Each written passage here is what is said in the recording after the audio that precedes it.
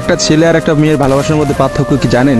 একটা মেয়ে একটা ছেলেকে পাগলের মতো ততক্ষণ পর্যন্ত ভালোবাসে যতক্ষণ পর্যন্ত না সেই মেয়েটা ওই ছেলেটার থেকে ভালো কাউকে পায়। আর একটা ছেলে যখন একটা মেয়েকে ভালোবাসে, তাকে যদি পৃথিবীর সব থেকে সুন্দর মেয়েটাকেও এনে দেওয়া হয়, তবু ওই ছেলেটা তার সেই ভালোবাসার মানুষটাকেই চয়েস করবে। এটাই হচ্ছে একটা ছেলে আর একটা মেয়ের ভালোবাসার মধ্যে পার্থক্য। কারণ ছেলেরা কোনো সময় বেটার অপশন খোঁজে না, ছেলেরা সবসময় তার শান্তির জায়গাটা খোঁজে। আর একটা ছেলে একটা মেয়েকে যতটা ভালোবাসতে পারে, একটা মেয়ে তার এক গুণও ভালোবাসতে পারে না। ছেলেদের ভালোবাসাটা ভয়ঙ্কর রকমের সুন্দর হয়, কারণ একটা ছেলে যখন একটা মেয়েকে মন থেকে ভালোবাসে, সেই মেয়েটার থেকে ভালো কোনো অপশন সে কখনো মাথার মধ্যে চিন্তাই করে না। ছেলেদের ভালোবাসার সাথে কারোর ভালোবাসার তুলনা করা যায় না। ছেলেরা তাদের ভালোবাসার মানুষটাকে যেমন অন্য কারোর সাথে সহ্য করতে পারে না, ঠিক তেমনি একটা ছেলে কখনোই তার ভালোবাসার মানুষটাকে রেখে অন্য কোনো মানুষের পেছনে কখনো ঘুরঘুর করে না। ছেলেরা কখনো কোনো বেটার অপশন বা কোনো সুন্দরী মেয়ে দেখলে তার গার্লফ্রেন্ডকে ভুলে যেতে পারে না। একটা ছেলের ভালোবাসা আপনি কখনোই একটা মেয়ের ভালোবাসার সাথে তুলনা করতে পারবেন না, কারণ মেয়েদের ভালোবাসাটা তো তুচ্ছ।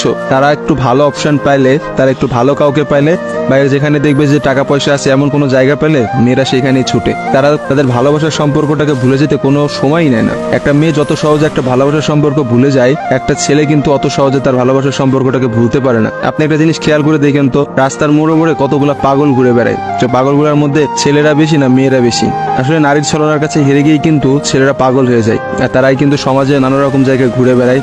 রাস্তাঘাটে দেখা যায়, বাজারে দেখা যায়, হাটে দেখা যায়, তাদের আসলে সব জায়গায় দেখা যায়। আর কয়টা মেয়েরা আপনি দেখছেন পাগল হইতে বলে? ভালোবাসা বিচ্ছেদের পর একটা ছেলে নিজেকে কোনোভাবেই ঘুরিয়ে নিতে পারে না, অথচ একটা মেয়ে কিন্তু খুব সহজেই তার নিজেকে ঘুরিয়ে নিতে পারে। একটা মেয়ে কিন্তু নতুন একটা সংসারে যায়, নতুন মানুষকে পায় এবং সে সবকিছু ভুলে যেতে পারে।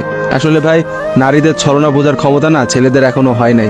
একটা কথা আছে, ইতিহাস কিন্তু সাক্ষী যে নারীরা কিন্তু চরম ছলনাময়ী। আপনি কখনোই একটা নারীর ছলনা ধরতে পারবেন না। একটা ছেলে কখনোই একটা নারীর ছলনা বুঝতে পারে না।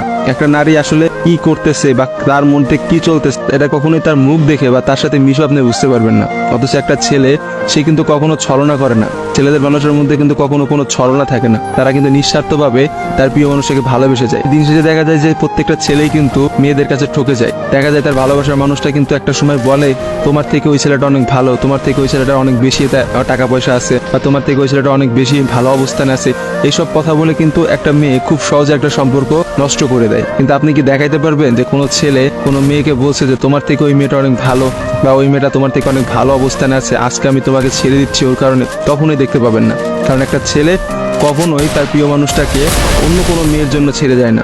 আর আপনাকে আমি হাজার হাজার এমন অপশন দেখাতে পারবো যেখানে হাজারটা মেয়ে হাজারটা ছেলেকে এই বেটার অপশনের কথা বলে ছেড়ে চলে গেছে। মেয়েরা ভাই বড়ই স্বার্থপর হয়, ওরা যেখানে একটু স্বার্থ খুঁজে পায় সেখানেই চলে যায়। কিন্তু আমি দিন শেষে একটা কথা বলতে চাই, কোনো মানুষকে ঠকিয়ে কেউ কোনোদিনও সুখী হতে পারে না। কারণ যারা ঠকায় তাদের বিচার কিন্তু আল্লাহ ঠিকই করবে। আজকে না হোক কালকে, কালকে না হোক কিছুদিন পরে বিচার আপনাকে পেতেই হবে। কারণ কাউকে ঠকায় কেউ কখনোই জিততে পারে না। আপনি অবশ্যই একদিন ঠকবেন, এবং আপনি একটা মানুষকে ঠিক যতটা কষ্ট দিচ্ছেন না, তার থেকে বেশি কষ্ট পাবেন।